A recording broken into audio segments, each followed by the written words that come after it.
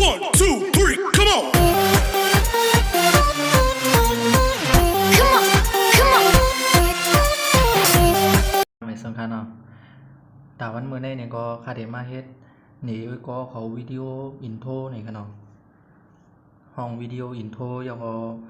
เดี๋ยวมาเฮ็ดในแอปคิมมาเถอนี่กันเนาะออกค่ะจำหนังอันนี้ไว้ก็เขาอันตั้งนี่กันเนาะหางมันได้เป็นจังหือนี่กันเนาะวิดีโอมันได้เฮาคาโหลดเอาใน YouTube นี่กันเนาะค่ะเดี๋ยวลิงก์วิดีโอมันลงไว้บันใต้คลิปนี่กันเนาะก็เขาก็โหลดเอามาใช้ไรนี่กันเนาะก็ว่าที่ไรตัดนะครับออกค่ะพอมาถึงนั้นในเขาก็เขาอัดได้ต้องวันนี้ค่ะเนาะเข้ามาเดียป้องในค่ะพอยก็เลือกอันเมนในค่ะเนาะยก็เขาก็มันในปันทีเนื้อในค่ะทีนี้ค่ะเนาะหัดเลือกอีวิดีโอกันค่ะเนาะ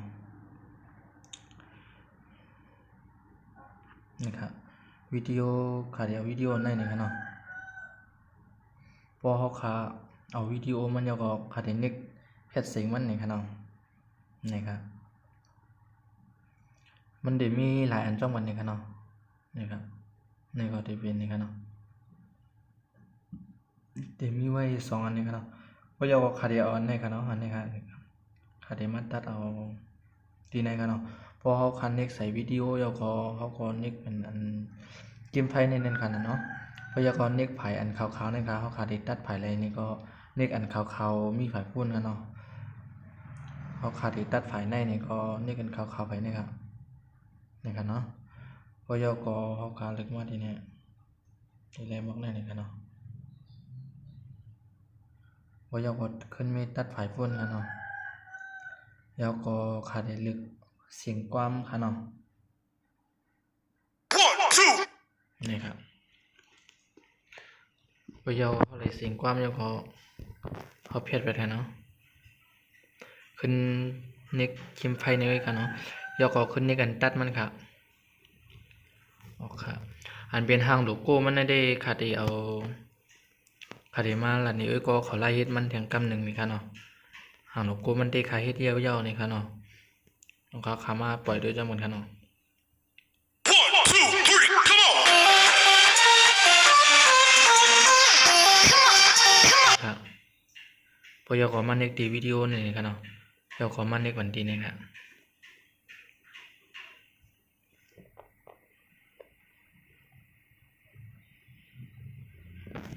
นี่ครับเนาะยกขึ้นมันเน็กเป็นของมันนิดนึงกันนะขึ้นมันเน็กเป็นดี2 ขีดนี่ครับวิดีโอเขาขาดค่ายกลางแล้วครับเนาะเพราะอะไรเรื่องนั้นเยอะเนี่ยก็เขาขึ้นมันเน็กเขาดีแค่พังนี่ครับเทียนวงนี้ครับเนาะแล้วก็ลึกแค่พังครับเนาะแค่พังโลโก้เขาครับเนาะนี่ครับโลโก้เขาเฮ็ดไว้ครับเนาะเขาเฮ็ดไว้เมื่อกี้นี่ครับ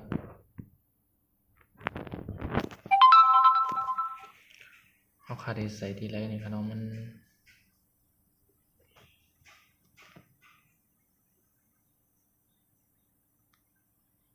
ที่มาบอกได้นี่ครับเนาะพอยก็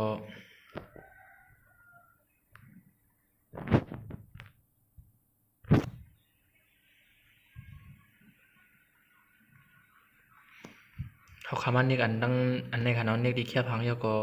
มันเนกปั่นนั่นเองครับยก็คาเดเลือกเอานัมบัตในนี่ครับเนาะนัมบัต3ครับของคาเพราะคาอะไรเจ้านั้นเดียวเนี่ยก็เขาคามาปล่อยด้วยของดีแมนนี่ครับเนาะ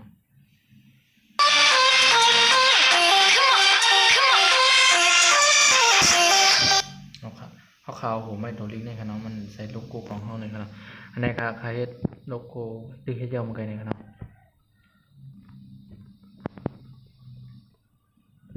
พอยก็ขึ้นมาเนกวันที่นี่ครับในวันที่นี่ครับเนาะคือก็ขอมาเลือกบันมันเป็นที่เอฟเฟกต์นี่ครับเนาะนี่ครับพอยก็หาว่ามีก็ใส่ก็เป็นเท่านี้ครับเนาะในได้ส่วนดูค่าที่ใส่นี่ครับเนาะค่าที่ใส่ได้อันนี้ครับ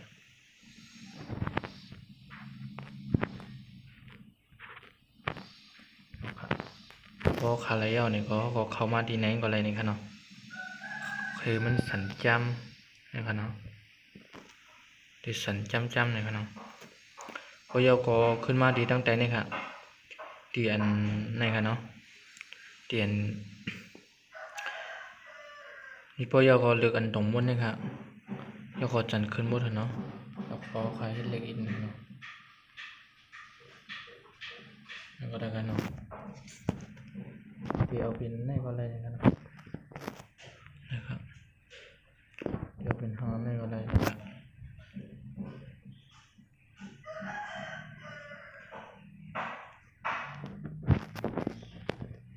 นะครับ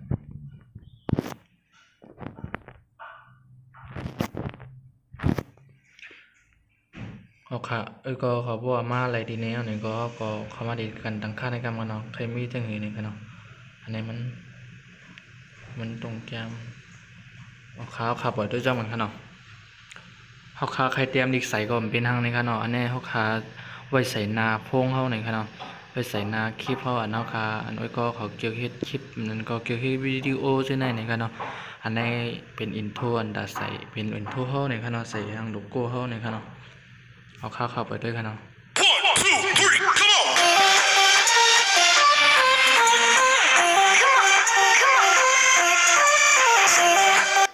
อ๋อนะครับเนาะ 1, 2, 3, come on!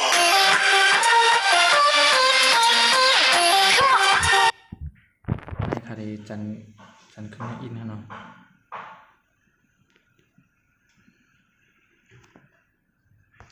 ปล่อยด้วยครับ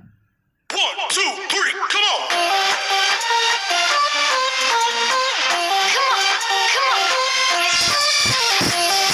อ๋อค่ะพอยาวก็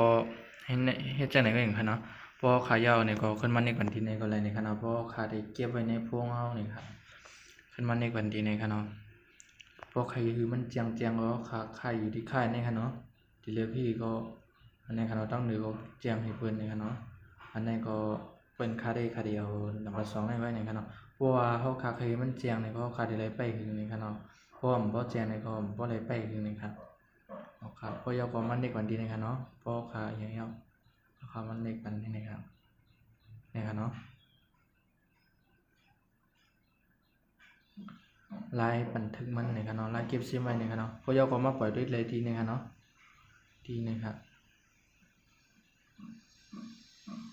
นี่ครับเอาขาใครเปิดด้วยนี่ครับเนาะนี่ครับเนาะ 1, 2, 3, come on!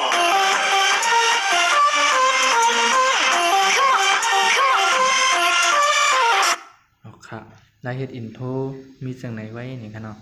เอาค่ะก็ขอสั่งเตือนว่าเกี่ยวกับคลิปในนี่ก็อย่าลืมกดไลค์กดแชร์บันค่าเฮาในครับเนาะหนังคือเดมีเฮียงใจไว้10เฮ็ดเนี่ยก็เขาตั้งหน้าแทงนี่ครับเนาะเอาค่ะดอนดาวันมื้อนี้ก็ขาดได้ย้อนป้อกันได้ไว้ก่อนนี่ครับเนาะ